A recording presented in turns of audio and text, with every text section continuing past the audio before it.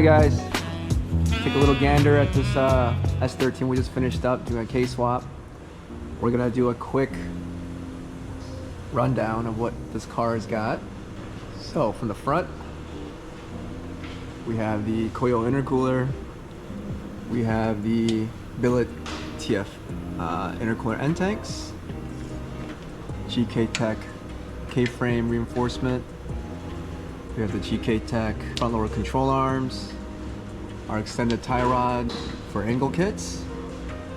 We also have the GK Tech bolt-on roll center correction kit, D1 spec stance XR1 coilovers, Z32 brakes, our Kswap oil pan, Kswap radiator shroud, CD09 trans.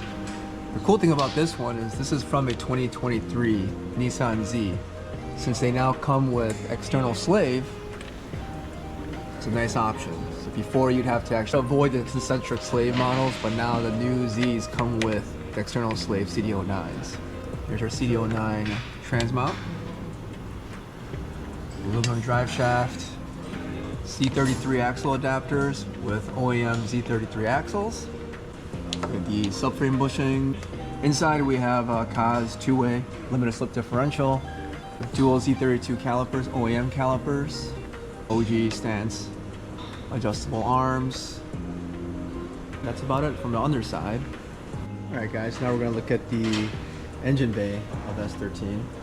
Starting from the front, we have the coil oil cooler for the power steering, coil oil cooler for the engine. This actually right here is the feeder support core replacement for the S13. It's actually by Cage Kits. Fits really nice. And some cool features is that it allows all the provisions to mount your headlights, your original factory headlight mounts, the bumper mounts, even your hood latch bolts right back up. These are billet radiator mounts. Moving over here, we're using the OEM power steering reservoir for our hydraulic power steering kit, the Kswap, using an auto tensioner. This is our carbon fiber with billet intake manifold, Skunk 2 Pro Series billet 74mm throttle body. Not sure if you can see this, but this is an actual eccentric throttle body pulley. And the purpose of that is to make it so that it's not so touchy in the lower RPMs, and actually gives it a little bit more linear opening as you get on the throttle pedal. Down here by the intercooler, this is the HKS race blow-off valve, our Kswap radiator shroud. The motor that we're using here is a K24A2. It's actually a stock motor. Only thing we did to it was put the high pressure oil pump, all new seals, new gaskets, new water pump, and besides that, it's really pretty much a bone stock motor. We're using a Precision 5862 turbo on this car.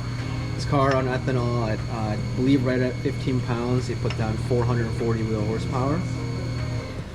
Using our turbo manifold, which clears R32's S-chassis right-hand drive. This is a right-hand drive car. It actually fits a lot of cars actually. The FRS, E30. This is the oil pressure sensor we remote mounted. These tend to fail with a lot of vibration and being close to a pretty hot heat source. So we actually remote mounted to the front here to kind of get away from the heat and also the vibration of being threaded into the block. With our intake manifold, you do get a billet fuel rail which uses A24 fuel injectors. Right back here we have the offset water neck adapter. So this one actually is offset by about 15 degrees, so it clears this pinch wall right here along the firewall. So if you don't want to have to notch that, it just clears, and also becomes the new highest point of your cooling system, so it makes bleeding a little bit easier. Since we all know it's kind of a pain. We're using a radium press-in fitting here for one of our catch can line routing here. We're using the GK Tech stainless steel brake line kit that deletes all the hard lines. Turbo Smart wastegate, Precision Turbo. Check out that stone bumper support.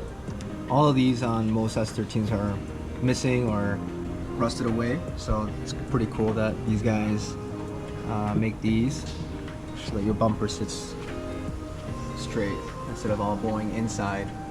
But overall, really simple setup. Alright, continuing on with the outside. With some Origin Lab Type 2 rear fenders. Origin Lab Stream full kit. Origin Lab 20mm double vent front fenders.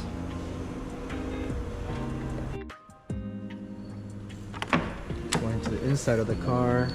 Genuine right-hand drive 180SX. Name dash. We installed a Cusco 6-point.